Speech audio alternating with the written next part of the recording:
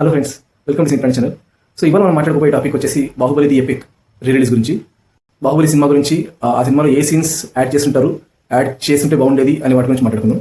రాజమౌళి గారు, రాణా గారు, ప్రభాస్ గారు ముగ్గురి ఇంటర్వ్యూ ఒకటి చూశాను. సో అందులో ఆల్మోస్ట్ రాజమౌళి గారు ఈ సినిమాలో ఏమి ఉండబోతుందని చెప్పేశారు. Duration of the movie, cinema వచ్చేసి 3 గంటల 43 నిమిషాల దాకా ఉండబోతుంది డ్యూరేషన్. ఏ సీన్స్ కట్ చేశారు, ఏ సీన్స్ యాడ్ చేశారు అనే టాపిక్ గురించి వచ్చేపట్టయితే, ఫస్ట్ అవంతిక క్యారెక్టర్తో పాటు ఆ ఎపిసోడ్ మొత్తం కట్ చేసినట్టున్నారు. సో ఇన్ఫాక్ట్ పచ్చగొట్టేసిన పాట కూడా కట్ అయిపోతుంది. నెక్స్ట్ అనుష్క గారితో కన్నా నిద్రించిన పాట, తర్వాత ఇరుక్కుపో పాట మొత్తం కట్ అయిపోతుంది. సో ఇరుక్కుపో పాట దాని ముందు వచ్చే ఎపిసోడ్ కూడా మోస్ట్ లైక్లీ కట్ అవుతుంది అనుకుంటున్నాను. అండ్ వార్ సీక్వెన్సెస్ని కూడా ట్రిమ్ చేశారని చెప్పేసి విన్నాను. ఆ సీజీ వర్క్ ఇంప్రూవ్ చేసి విజువల్స్ ఇంకా గ్రాండ్గా ఉండేలాగా వర్క్ చేశారని చెప్పేసి విన్నాము. With respect to new scene added, Nassar గారితో ఒక చిన్న లైన్ ఏదో యాడ్ చేయించారు. సో బాహుబలిని ఆల్రెడీ చంపేశాం కదా, మళ్ళీ ఎలా పుట్టాడు అని ఒక లైన్ మాత్రం యాడ్ చేశారంట. So that is the only added scene, మిగతా అన్ని కూడా deleted scenes.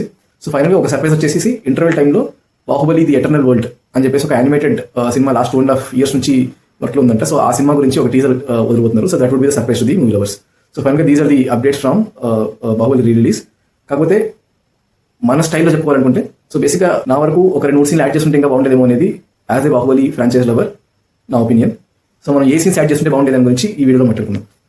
Baahubali the beginning సినిమాలో ఫ్లాష్ బ్యాక్ స్టార్ట్ అవ్వగానే మహిష్మతి రాజ్యం గురించి మాట్లాడతా మనకు ప్రభాస్ గారి క్యారెక్టర్ అంటే విక్రమదేవుడు అనే క్యారెక్టర్ని ఇంట్రొడ్యూస్ చేస్తారు. సో విక్రమదేవుడు అనే క్యారెక్టర్ వచ్చేసి మన బిజల్ దేవుడు గారి తమ్ముడు. బట్ అగైన్ జస్ట్ మనకి ఒక ఇంట్రో ఎలా ఇస్తారంటే, ఆయన హఠాత్తుగా 3 నెలలతో ప్రసవించేటటువంటి తన భార్యని ఆ రాజ్యాన్ని వదిలేసి కాలం చేస్తారు అనేలాగా ఇంట్రొడక్షన్ ఇస్తారు. బట్ ఆ పార్ట్ని ఇంకొంచెం డెవలప్ చేసి, సో లిటరల్గా బ్యాక్ స్టోరీ ఆఫ్ విక్రమదేవుడు గారు. సో ఆయనతో ఒక వార్ సీక్వెన్స్ ఏదైనా పెట్టి, ఆ వార్ సీక్వెన్స్లో ఆయనకి రాజ్యంతో పాటు తన సైనికులతో పాటు ఆ కామన్ పీపుల్ కూడా తనకి ఎంత ఇంపార్టెంట్ అని ఎంఫసైజ్ అయ్యేలాగా ఒక సీన్ పడి ఉంటే ఆ వార్ సీన్లో. So that could have tied up to the later scene where మన బాహుబలి వచ్చేసి వార్ సీక్వెన్స్లో వాళ్ళ కామన్ పీపుల్ని కాలు కట్టేసేసి, కాలకాయ వాళ్ళ గ్యాంగ్ వాళ్ళు వచ్చేసి వాళ్ళ మెడల్ మీద ఇది పెడతారు కదా, ఆ టైంలో బాహుబలి వాళ్ళని కూడా కాపాడతారు. విక్రమదేవుడు క్యారెక్టర్ బ్యాక్ స్టోరీలో ఈ సీన్కి టై అయ్యేలాగా ఒక సీన్ రాసుకొని ఆయన తన రాజ్యంతో పాటు, తన సైనికులతో పాటు, తన కామన్ పీపుల్ని కూడా ఎలా కాపాడుకున్నాడు అంటే బేసిక్గా వాళ్ళ క్యారెక్టర్ ఎలా ఉంటుంది, సో వాళ్ళ రక్తం ఎలా ఉంటుంది అనే జస్టిఫికేషన్ వచ్చేలాగా ఉంటుంది. So that at the same time మనకు ఒక బ్యాక్ స్టోరీ ఉంటుంది. ఆ war sequence goose bumps inducing scene ఏదైనా పెట్టి ఉండాలి. Will fit organically into the movie content also. So బేసిక్గా ఆయన యాక్షన్ ఇచ్చేసి, సో అదొక సీన్ యాడ్ చేస్తుంటే చాలా బాగుండేది.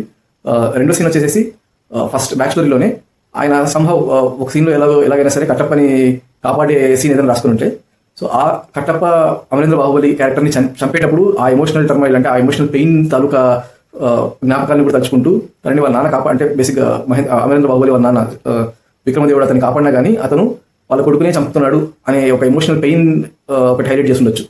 సో అదొక సీన్, రెండో సీన్ ఒకటి యాడ్ చేసి ఉండొచ్చు. సో అలాగే మూడో సీన్ వచ్చేసి శివగామి క్యారెక్టర్ కూడా ఇంకొంచెం బ్యాక్ స్టోరీ ఇచ్చి ఆవిడ ఎందుకు అలాగా రూత్లెస్గా మారారు అంటే, సెకండ్ పార్ట్లోకి వచ్చేసి ఆమె ఒక భయంకరమైన డెసిషన్ తీసుకుంటారు. లిటరల్గా తన కొడుకుని చంపాలి అని చెప్పేసి అని చెప్పేటటువంటి డెసిషన్ తీసుకుంటారు కదా. సో ఆ డెసిషన్ తీసుకునేంత రూత్లెస్గా ఆమె మారడానికి గల జస్టిఫికేషన్ మేబీ ఆమె బ్యాక్ స్టోరీలో దిర్ వాస్ ఏదో ఒక సీన్ పెట్టేసి, ఆ సీన్లో తనకు ఇష్టమైన వాళ్ళని కూడా తను వదులుకోవాలి రాజ్యం కోసం అనేంత పవర్ఫుల్ సీన్ ఒకటి ఏదైనా పెట్టుంటే, అంటే బేసిక్గా ఆవిడ సిచ్యువేషన్స్ వచ్చినప్పుడు టఫ్ డెసిషన్ తీసుకోవడానికి వెనకాడరు అనే సీన్ కూడా ఒక జస్టిఫికేషన్ ఉండేది. సో లిటరల్గా ఏంటంటే ఈ క్యారెక్టర్స్కి ఒక గ్రాఫ్ ఇచ్చేసేసి ఆ గ్రాఫ్ని మూవీతో టై చేయాలి అనేది నా ఒపీనియన్. సో ఇలా ఒక 2-3 సీన్లు ఎక్స్ట్రా పెట్టుంటే ఆడియన్స్కి అదిరిపోయిందేమో అని చెప్పేసి నా ఫీలింగ్. బట్ అగైన్ ఆ కంటెంట్ కనుక మీకు నచ్చినట్టయితే ప్లీజ్ లైక్ చేయండి, ప్లీజ్ సబ్స్క్రైబ్ చేయండి. మీ సబ్స్క్రైబ్స్, మీ లైక్స్ పైనే మన ఛానల్ అనబోతుంది. Please support me. Thank you.